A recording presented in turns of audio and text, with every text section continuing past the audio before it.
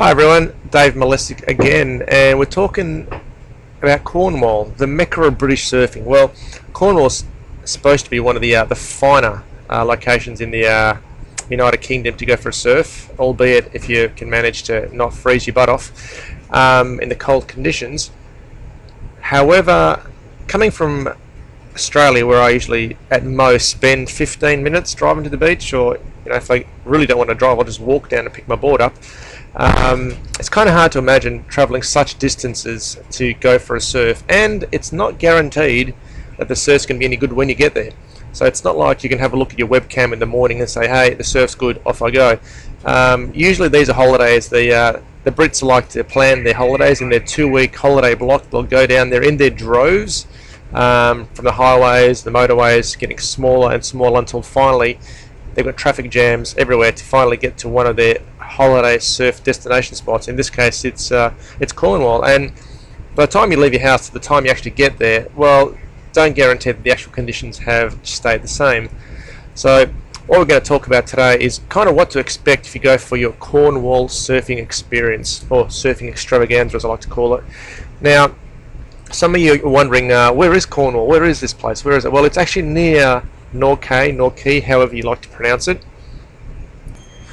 So what we're talking about here is if you're coming from London, well, we're looking at a 4-hour commute if you're lucky, if the traffic conditions are great.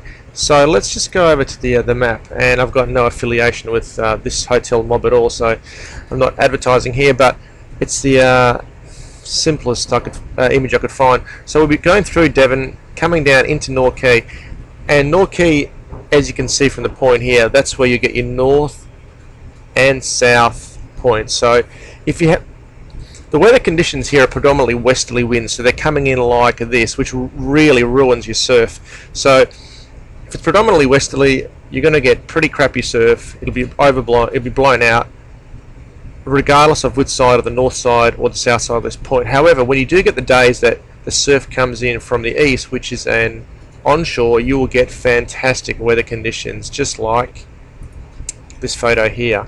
So what are you in for if you go down to Cornwall? Well, someone likens it to a surfing, if you could imagine, on the Tokyo subway at peak hour.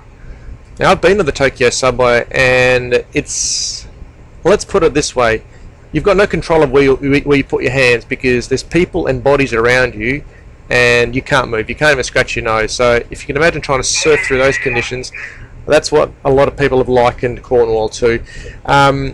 You're going to go down there with about 500,000 other Brits, starting off on highways, getting down smaller roads, smaller arterials. You're going to get traffic jams, and eventually when you do get down there, you're going to kind of hope that the weather conditions are good.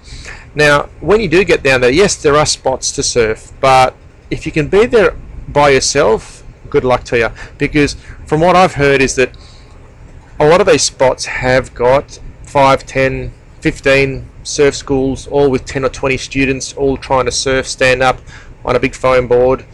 Beginners are out there on the waves trying to basically pick up a wave as you're coming down straight into them. They don't understand the term dropping in. Like, basically, the surfer that's on the wave has the right of way. So if you're going to try to get up on a wave and he's on it and he's coming towards you, you're in the wrong. Get out of his way, and courtesy will say he'll get out of your way when the time is there. So it's not been unheard of to get surfers basically running over other people because they don't know what they're doing.